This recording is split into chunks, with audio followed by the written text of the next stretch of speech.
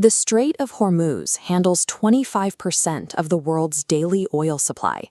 For decades, Tehran has treated this narrow choke point as a permanent geopolitical trump card, threatening to shutter global energy markets at will.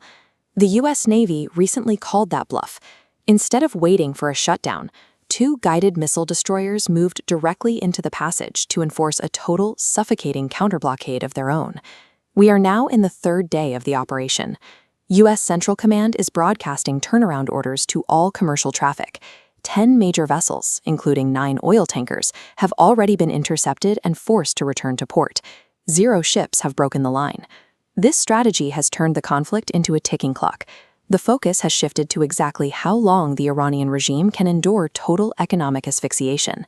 By halting exports, the U.S. operation drains $435 million daily.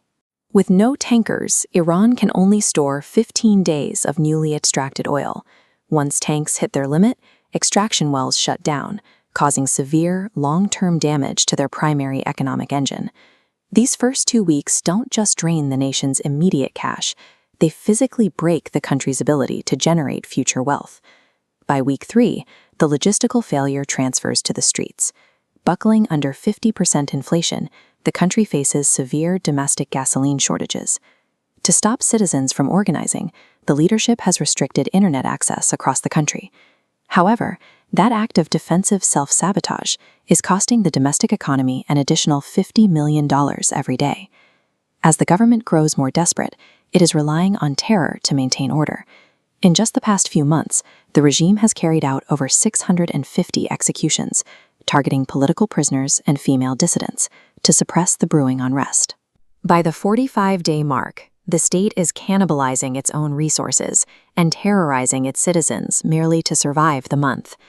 If the blockade holds for 60 days, analysts predict the government will hit a critical threshold. They will lose the liquidity required to pay salaries for their military and state workers.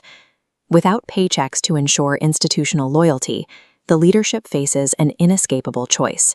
They must either return to the negotiating table to accept American terms, or face an unstoppable internal revolution. This strategy neutralizes conventional military threats by turning the passage of time into a weapon that the regime cannot fight. Tehran isn't the only capital feeling the squeeze. China is the ghost target of this operation.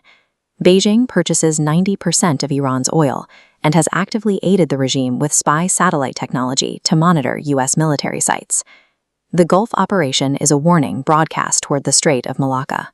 Known as the Hormuz of Asia, this 2-mile-wide lane is China's primary energy route. By locking down Iranian ports, the U.S. Navy demonstrates it can halt Chinese commerce if provoked. This operation signals that the U.S. can single-handedly dismantle an adversary's commerce and energy routes using naval positioning alone.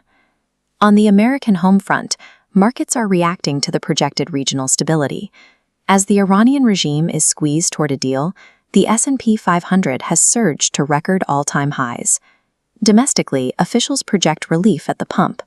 Once global crude supplies normalize, consumer gas prices are expected to drop back toward $3 a gallon in time for the summer travel season. By stripping the capital needed for high-cost enrichment facilities, the U.S. has made a non-nuclear agreement the literal price of economic survival. Modern geopolitics has evolved to a point where control over a nation's supply chains is as devastating and far more efficient than traditional warfare.